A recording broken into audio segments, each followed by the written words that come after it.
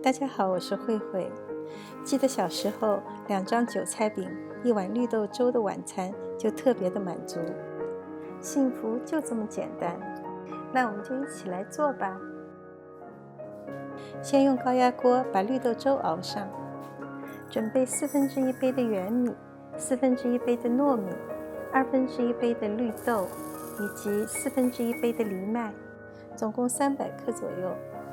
糯米可以使粥更加香滑浓稠，藜麦属于易消化食品，口感独特，有淡淡的坚果清香。不需要浸泡，洗清后直接倒入高压锅内，继而加入7杯的水2100克左右，开启煲粥的模式即可。下边我们一起来煎韭菜饼。从菜园地里捡了一把嫩韭菜，大约100克左右，用流动的水清洗干净，并摘去黄色的叶子，切成半厘米长的韭菜碎儿。已经闻到扑鼻而来的韭菜香味了。准备200克的普通面粉，逐步加入350克的温水，一边加水一边迅速搅拌，直至搅成均匀的糊状。记住，水不宜过烫，而且一定要快速搅拌，这样面粉就不会结块，并且迅速形成糊状。根据您个人的喜好，打入1个或2个鸡蛋。鸡蛋和面粉百搭不腻，更能为韭菜饼提香。充分打匀后，加入刚才切好的韭菜碎。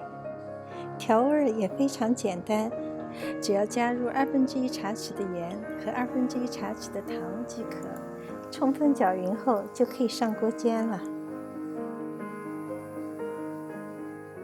取一个不粘锅，烧热后加入1茶匙的油。然后加入2大勺的韭菜面糊，给它整整形，使其薄厚均匀。大约煎至1分钟左右，表面的面糊开始形成这种透明状。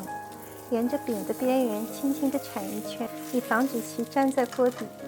当上面已看不见白色的面糊时，翻个面继续煎制。这时开中火，这一面也煎1分钟左右。煎制的过程中可以多翻几次面，直至2面都出现焦黄色，即可盛入盘中。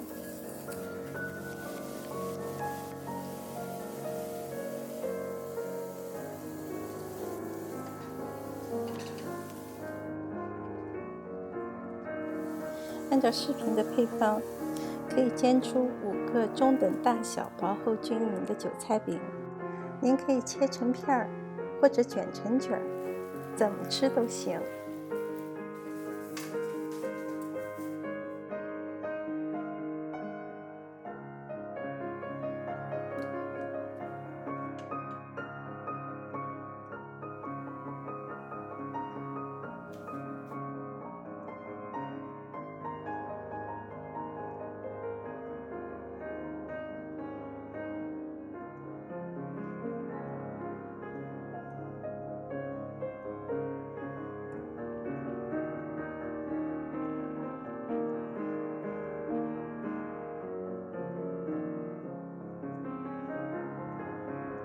好，如果您喜欢我的视频，欢迎在视频的下方订阅或分享。